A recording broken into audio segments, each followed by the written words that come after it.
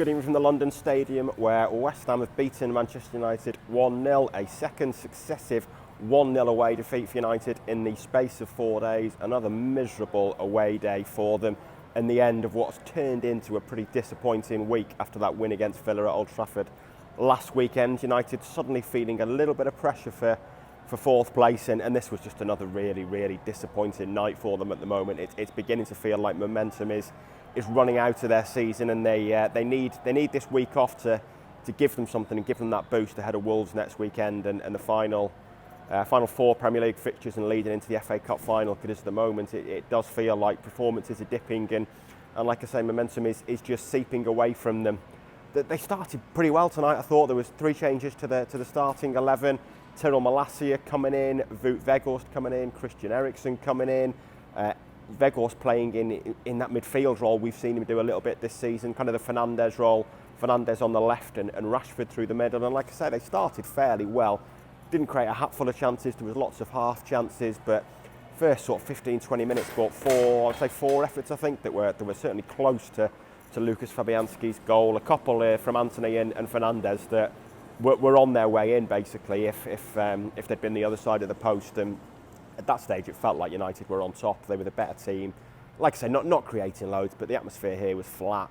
It was kind of a bit before the Lord Mayor's show and away for West Ham ahead of the Europa Conference League semi-final against AZ on Thursday night.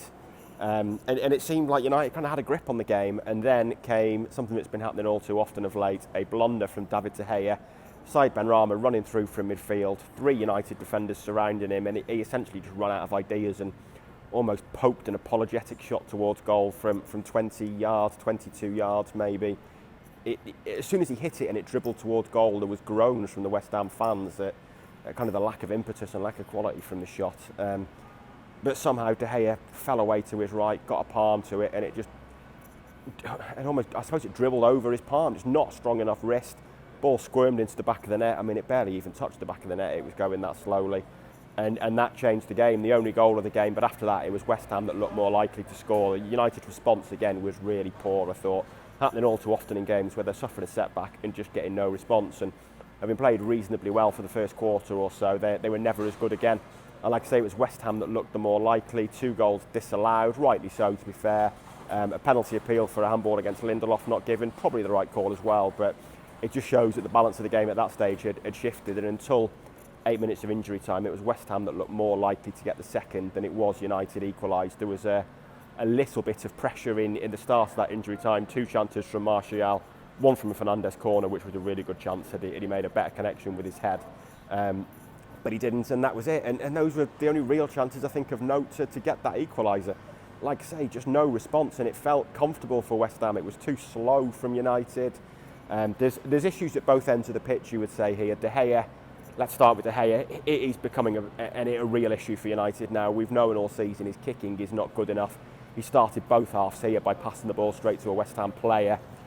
But as Ten Hag has said recently, a goalkeeper's there to stop the ball going in the net. That's his primary job. And De Gea is suddenly not doing that as well either. Like I said, this was a real mistake. Opta released a statistic during the game that he's now made 4 errors leading to goals in all competitions this season. There's been plenty more that have led to problems. There's been issues with his feet. There's been issues with his hands. And it's becoming an issue. There's a trade-off for Ten Hag in that he is not the kind of keeper that he really wants. He's not good enough with his feet to play in a Ten Hag team. But Ten Hag feels there's bigger issues in this team to fix than the goalkeeper. However, that contract of De Gea's runs out in 8 weeks now. United trying to negotiate a renewal, but on reduced terms from his 375 grand a week. But it has to be approaching the time when he's playing like this at the moment and costing his team goals, that there comes a decision that you just part ways and you look to reinvest that money you'd save on wages into a new goalkeeper who better fits Ten Hag's philosophy and style of play. I thought it was telling that the players reacted to Ten Hag, to De Gea's mistake. None of them went up to him. There was no consoling pat on the back. Lindelof sank to his haunches, had his head in his hands. Malacia slapped both thighs. It's just not good enough, basically. And like I say, it's happening too often at the moment. And then a lack of a cutting edge at the other end of the pitch.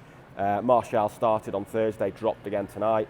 Weghorst playing in midfield, 2 goals in 34 Premier League games for Burnley and United now. Both his goals for United have come in cup games. He had a shot on target tonight, and I thought he played pretty well in that midfield role, to be fair. but he's clearly not the answer. Martial doesn't look the answer. Rashford played through the middle, but he's probably better off the left. They clearly need a striker in the summer. But you know, the midfield can't be overlooked in all of this. The midfield feels like a bit of a problem at the moment. I think Casemiro's had his worst week in a United shirt. He's not been the same player since he came back from his latest suspension. Whether it's just the season catching up with him, but then he's not played an awful lot of games. He didn't get in a team till October, but I thought he was dominated, to be honest, by Declan Rice tonight. Declan Rice was fantastic, but there were 20-25 minutes at a time could pass in this game and you just forget Casemiro was playing because he didn't really do enough. Christian Eriksen now 8 games, I think that is, since he returned to the team after 3 months out. It's going to take time to build up your form again and build up your match fitness, but yet to complete 90 minutes. He's not having the same impact he was on games in the first half of the season. He's not controlling the games in the way he was, and as a result, United aren't controlling games either. And I think the midfield has been a real issue against Brighton and West Ham this week. That's why United have been beaten twice, and like I say, a few nerves now looking over on fourth. They should have gone third. Had they won either of these games this week, they'd have been third. They've lost both, they're still fourth. Liverpool are a point behind them. If Liverpool win their final 3 games, I can't remember who they've got, it's Leicester away next, but I think Liverpool's are all winnable, then they would need United to drop points in 2 of their final 4. It shouldn't really happen. 3 of those are at home. They've got Wolves at home, Chelsea at home and Fulham at home, and Bournemouth away.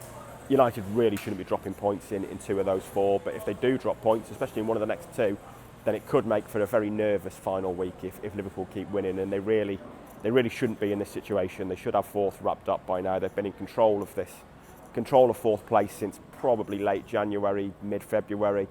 Suddenly it's looking like it could be a nervy end to the season, and this is now United's first free midweek since Christmas, since they come back from the World Cup, aside from that international break, of course. So a chance to rest some legs. They do look a little bit tired, like the season's catching up with them, but this is a big free week. It feels like they need to get their mind straight, get their legs straight, and go again against Wolves at Old Trafford, because these 2 defeats this week have been costly and have reopened that top 4 race, and suddenly United need to finish the job. 3 wins from 4 will do it, and they should be beating Wolves at home next week. But it's a big week for United, and they need to react to what has been a poor week on the road.